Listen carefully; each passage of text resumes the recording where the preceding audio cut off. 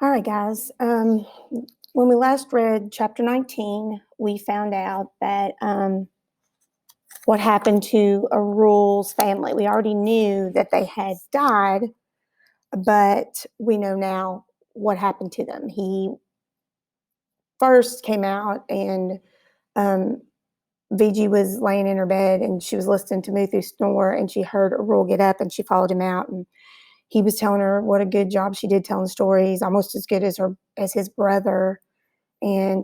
Or she was much better than his brother. And so his brother used to tell stories about Yesu, about Jesus from the Bible. And we found out that his Christian religion that he was involved in was he was Catholic, and that what had happened to his family was they perished in the Boxing Day tsunami in 2004, and that they had gone out when the tsunami was. And you saw a video if you watched the audiobook version recording that I created for you of the other chapters. But what happened was the earthquake under the ocean, and it pulled the ocean back. The ocean kind of went back in and sank down in the ground, and kind of went down in the crack that the earthquake made during the earthquake. And his family saw fish land on, it's like the bare ocean floor was exposed. And so they ran out to grab the fish, and Roll said it scared him, and he ran, and he didn't know why he ran, but he did. And then all of a sudden, when the earth settled back together and the ocean started coming back in a huge wave, and it took his parents and his brother and killed them.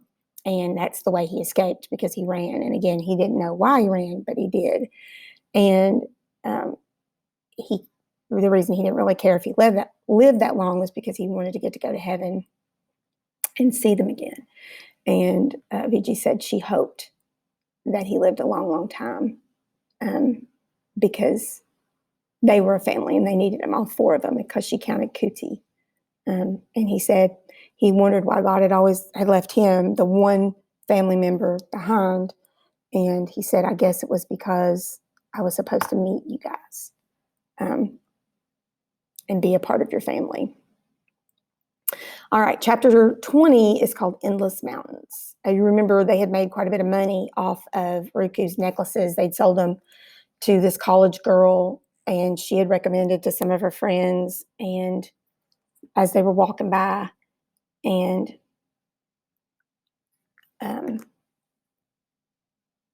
Viji's really wanting to quit doing the whole garbage thing and start making money selling necklaces, and I don't blame her. And so that's the discussion we start off with in Endless Mountains. Couldn't we all learn to make necklaces, I suggested the next morning? We get so much more money. But if we stop providing the waste man with stuff every day, he might start paying us less, Muthu argued. Plus, Kumar's gang could take over. And remember, we met Kumar when they went to the ocean, to the other dump, and his gang was there. And there was Shredder was there, and they kind of had a little conflict, and Kumar kind of settled things down.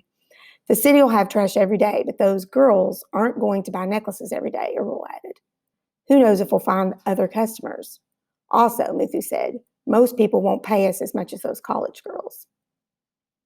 How many necklaces do we have left, Ruku?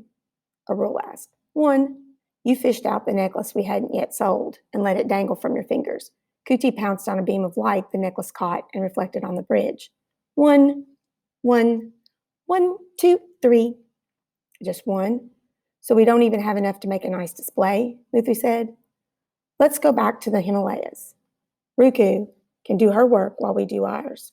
I agreed because I didn't want to offend them by pushing too hard for what I felt was a nicer way to earn a living. After all, there'd be time to figure this out. I could, slowly but surely, convince them. I shouldered my bag and picked up my stick and tried to put on a brave face. Ready to climb the Himalayas again? Muthu asked when we arrived at the dump. My disgust probably showed because Arul took one quick look at me and tried to make it into a game. You can be the captain, he said. What? We're mountain climbers, remember? You can lead our team. Arul speared a large rag with a misshapen metal pole that lay on the ground. Here, carry our flag, Captain. Okay. I took the flag from Arul and stood straight as a soldier, singing the national anthem. Jana Ganga Mana. You set your beads down and hummed the tune along with me, and Kutu stuck his nose in the air and yowled. I was just getting into the spirit of our game when someone hooted, "Look, Kumar, those bridge boys are following that new girl." It was Shritter, the rude boy who'd wanted to fight. Scowling, I faced him. "Ah, so she's your new leader now?"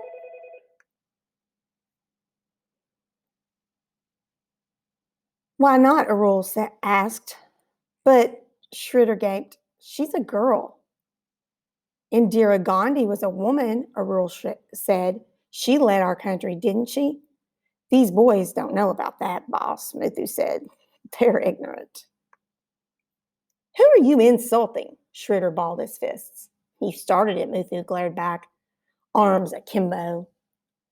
"Never mind who started it," Arul pushed them apart. "I'm stopping it. We need to get to work. All of us." "Right," Kumar agreed. "Let's see who gets more stuff," Shritter challenged as he moved off with the 3 other boys in his gang. "That'll show who's smarter." "Tell us where to start, Captain," Arul said. I marched toward a mound that looked like it had lots of glass and tin. Carefully, I waded up as high as I could.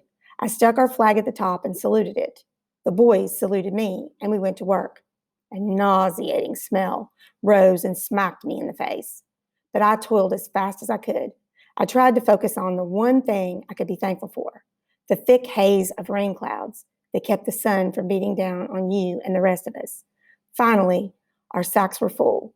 "Enough," I commanded. We marched back, single file, with me in the lead, to where you were waiting patiently. Guys, they were talking about Indira Gandhi, so I wanted to show you who she was real quick before we go on. It says Indira Gandhi. She was born in 1917 and died in 1984. She was an Indian politician who was the first female prime minister of England, serving for 3 consecutive terms, and the 4th term from 1980 until she was assassinated in 1984. So it's pretty cool thinking. We talked about they were a patriarchal society, how men were usually in charge. So the fact that they had a female leader for that many years was pretty cool.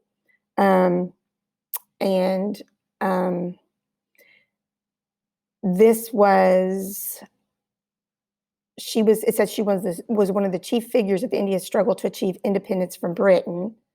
And we know that Mahatma Gandhi was one of the beginning people who helped achieve this independence. She was a top leader of the powerful and long dominant Indian National Congress, or the Congress Party, and was the first prime minister from 1947 to 1964 of independent India. Her father, Motilal Nehru, I'm sorry guys, was one of the pioneers of the independence movement and was a close associate with Mahatma Gandhi. She attended for one year each, Visva Bihari University in West Bengal State, and then the University of Oxford in England. And there's a picture of her. And that's with Harry Truman. He was our president. And then there's another picture of her that I thought was better. There's a picture of her with, that's her with Jacqueline Kennedy, who was John Fitzgerald Kennedy, who was assassinated in 1964, was our president. And I just thought it was pretty neat for you guys to see who she was. "Finish up," Schroeder yelled at his gang as we left. We hurried along to the Wastemark Man's street. We were busy sorting our loot out in front when Schroeder sneaked up and snatched a twisted metal plate that we'd found. "Give it back," Muthu shouted. "It's ours." "Not anymore," Schroeder shoved Muthu backward. "Muthu!" You leaped up as he lost his balance and fell. "Owie!" Kuti snarled and nipped Schroeder's ankle, making him yelp. "I'm okay, Ruku," Muthu grinned, but it sounds like Schroeder has an owie. Arul was pulling Kuti off when Kumar and the other boys in his gang joined Schroeder, yelling and adding into the commotion. The Wastemark Man lumbered out of his shack and took in the scene. "What's going on?" I grabbed your hand and looked down at my grime-encrusted feet. Who's this?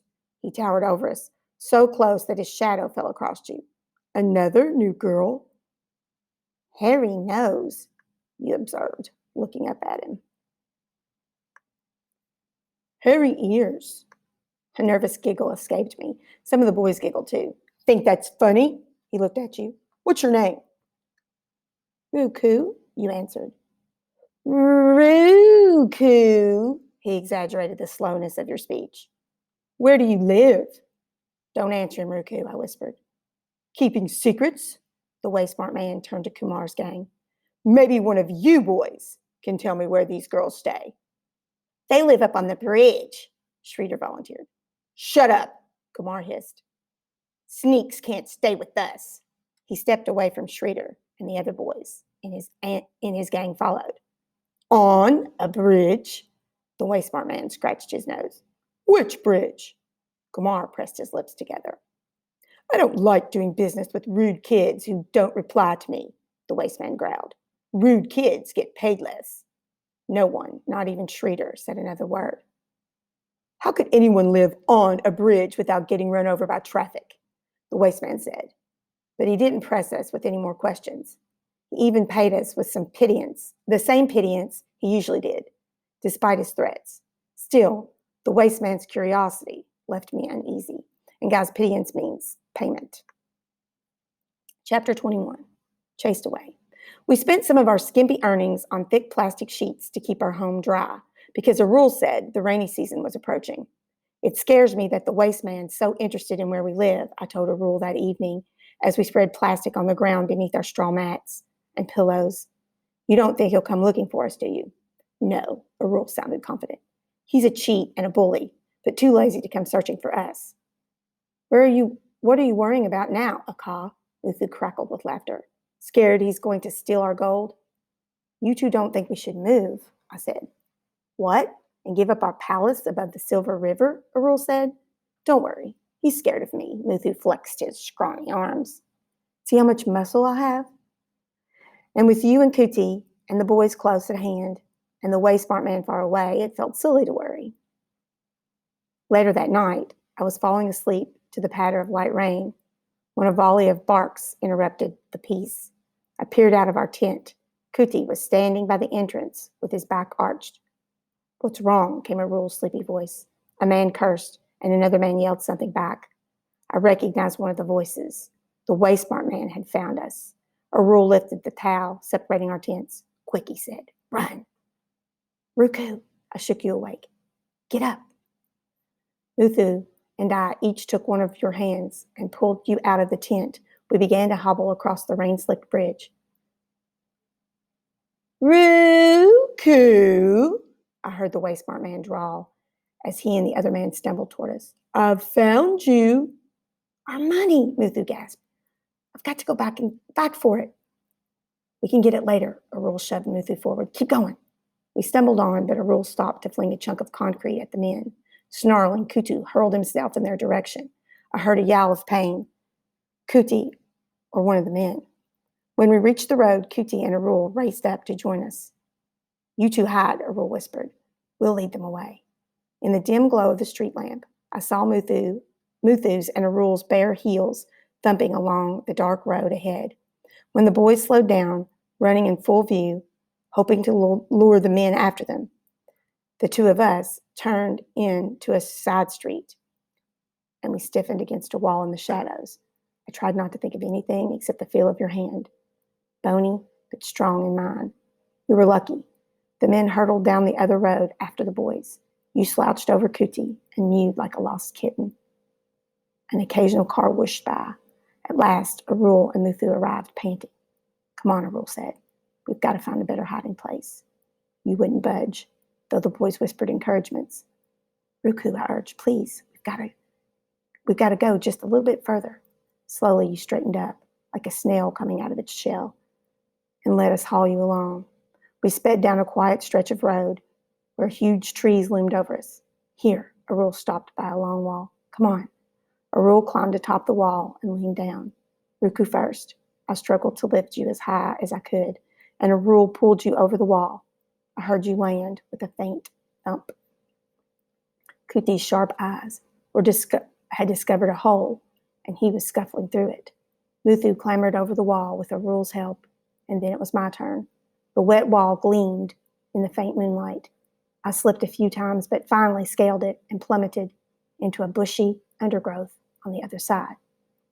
It was then Arul thudded down next to me that I noticed we were in a graveyard.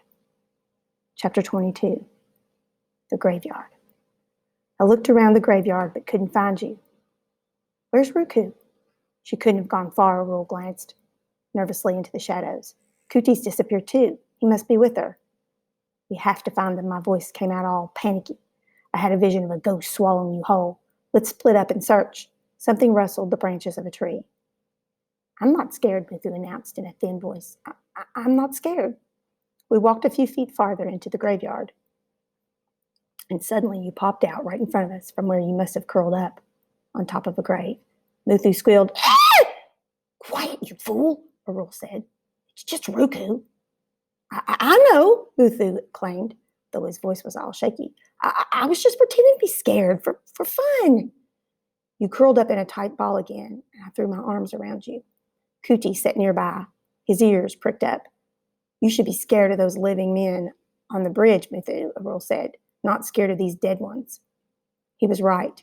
The living posed a greater threat, yet my skin still felt clammy and my throat dry. I can't believe you wanted to run back just to get our money, Arul scolded Muthu. You might have ended up in a graveyard. I did end up in a graveyard, Muthu retorted. Dead in a graveyard, Arul said.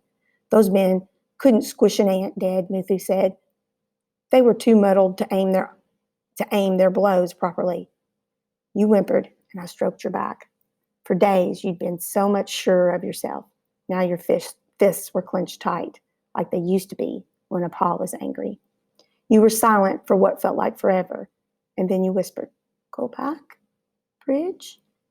We have to stay here now. We had to run away from those men like we ran away from a pa. Ma, you whispered. I miss her too, but we're together.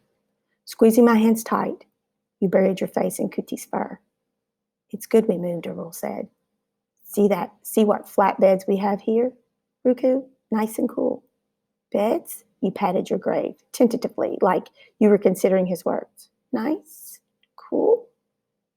That's right. I forced myself to sound as bright as possible. High-class hotel we're staying in, Muthu piped up. But despite the super beds, I'll climb that big banyan tree over there and sleep somewhere up in the branches. Oh, up where the ghosts live, Arul said. I've heard ghosts usually hide in banyan tree branches. Or right here on the grass, Muthu stretched himself out. The grass is wet, I said. You'll catch cold. Pick out your very own grave, Muthu, Arul spread his hands expansively. So many to choose from. The drizzle had stopped, and the moon was peeping out from behind the clouds. Come, Ruku, Arul continued. Let's show Muthu what to do. He took you by the hand and led you around, making a big show of touching each grave, like he was testing them for smoothness. Muthu stopped at each grave closest to the one Arul chose. Arul peeled through the darkness until he could make out the inscription on the grave marker. So Muthu is going to sleep above Mr. Vincent's remains. Thank you, Mr. Vincent. Now, your turn, Ruku. Which one do you want? You chose another one close by and lay back. I sat beside you and smoothed your brow. You shivered for a long time. Whether from fear or being wet by the cool drizzle, I wasn't sure. When you finally grew still, I thought you'd fallen asleep, but then you said, Story? Story, Muthu agreed. Story, Arul echoed. Once upon a time, I said, 2 sisters and 2 brothers lived in a magical land. About time you added us, Muthu said. I could hear a smile in his voice. All right, you guys, before we start on the last chapter we're going to read in this group, I wanted to show you they were talking about sleeping in a graveyard, so I Googled graveyards in India. So look at this picture right here of some of the graveyards we talk about smoothing over. So you would have had them covered in concrete, like encased in concrete, like these are. And then this, I believe, would be like a Muslim type graveyard. There are some Jewish graveyards. There's a Christian one. You see a cross on there and some crosses in there. You see dogs laying on the graves. Not sure why that would happen, but there's a Jewish grave. I'm pretty sure that they were in one that would have had these type of concrete covers on them, not these plain ones like you see here, because they were laying on top of the slabs that were like this. So I thought that was pretty interesting. All right, wedding breakfast, chapter 23. When I finally woke, I couldn't tell what the hour was because the sky was overcast. The drone of bloodthirsty mosquitoes had woken me several times during the night, and my arms itched with bites. Trying not to scratch them, I got up and stretched. "Wake up, sleepyheads," Arul called to me in Muthu. You and Arul were already exploring the far corner of the graveyard where the grass looked as unkempt as the boy's hair. Not that ours was in a much better state. "What a good place to hide," I said. The inscriptions had worn off many of the grave markers, and most looked like they hadn't been tended in years. The high wall teetered in some places. That means it was about to fall over. Excuse me, but mostly it hid us from the view of the road, lonelier and more neglected than our bridge. "What are we going to do for breakfast?" Muthu yawned. "I'm hungry." "Hungry," you agreed. "You'll be delighted to hear," Arul announced. "We've been invited to a wedding breakfast." "Wedding," I said. "Yes, I forgot all about that wedding, boss." Muthu winked at Arul, and then he wound an imaginary turban around his head. "Is my turban on straight?" "Yes, but it's not as fancy as mine," Arul said. "Dum, dum, da, dum," Muthu started marching, beating on an imaginary drum. "You want to join the wedding procession, Ruku?" I didn't ask the boys what they were up to, because I was thrilled to see you return his smile like your confidence and courage were resurging. Dum, dum, da, dum, you walked alongside Muthu. Dum, dum, da, dum, Arul followed, playing an imaginary pipe. We lost our home, but you three were still cheerful, and I tried to forget my worries and be content with that. "It's as large as my fairy tale palace." I gazed at the wedding hall from a nearby hill, where we'd stopped to rest. Just the sight of it is worth that long walk. We could see over a low white wall and right into the pillared room where a newlywed couple sat cross-legged opposite the priests. The bride wore so many jewels, she looked like one of the trees strewn with strands of twinkling lights in the surrounding garden. "Rich people," Muthu said. "They've stuck lights on the trees even though it's daytime." The music in the hall rose to a crescendo, the beat of drums and the whine of the nashawaram so loud we could catch the sound. "Why do they play that silly pipe when people get married?" Muthu said.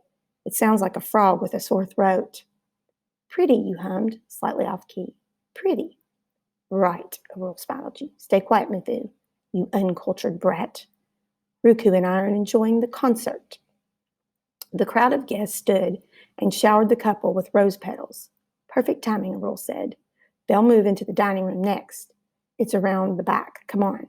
As guests lined up to congratulate the couple, we walked downhill and around the hall to the back, where the open windows allowed us a glimpse at the long tables on which banana leaf plates had been laid out. Servers came in bearing huge pots of steaming food. "Oh, what a spread," Muthu sounded entranced. I was more impressed by how much the guests didn't eat. As the servers cleared away banana leaves still piled high with food. "Here comes our feast," Muthu said as a man came and stuffed some bags into the dumpster outside the back gate of the wedding hall. When he was gone, Muthu skipped over to the dumpster and shooed away a couple of bedraggled crows that were hovering above it. He lifted an untouched, unpeeled banana and waved it triumphantly in the air, then another and another. He handed them all to you. Arul joined him, and the boys discovered even more golden laddu balls, some half-eaten, some barely touched. I couldn't imagine throwing away a sweet, just wasting the whole thing. Actually, I couldn't even imagine wasting one bite of such a mouth-watering delicacy. Ignoring the dirt caking my fingernails, trying to forget that these were strangers' leftovers, I stuck a sweet in my mouth. So good, Earl mumbled with his mouth full. Try some, Ruku. We were all so hungry that Earl had forgotten about praying. Yes, you said. Ladoos aren't your favorite. Want to try a different sweet? Muthu picked out the bits of rice and vegetables that were stuck to a ball of syrupy gulab jamun and handed it to you. You'll like this. Smells of rose petals. Sweet. You sniffed suspiciously at the dark, sticky ball and then nibbled at it daintily as a princess, while the rest of us hungrily cleared off the leaf plate after another. One leaf plate after another. Look, Ruku, Muthu motioned at the cloud of flies that hovered around us. Our meals are so delicious that uninvited guests always visit. A skinny cow ambled over. Kuti barked at it. Shut, you said to Kuti, placing a finger across your lips. As I was saying, Muthu said, uninvited guests come in all sizes. The cow edged away, but you rolled up one of the empty banana leaves and held it out to the cow. It started chewing placidly. You leaned against the cow's side and crooned to it. I'm going to show you guys what the Ned Hashwarm, I guess I'm saying it right, looked like. It's this big, long, horn-like instrument, and there's a drum they usually play with it. And I wanted to let you listen to a little bit. Hopefully it won't be too loud for you.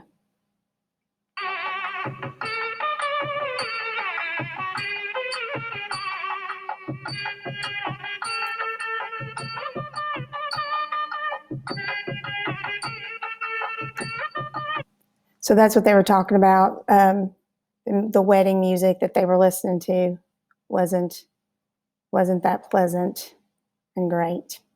All right, that's the end of these chapters. So until next time.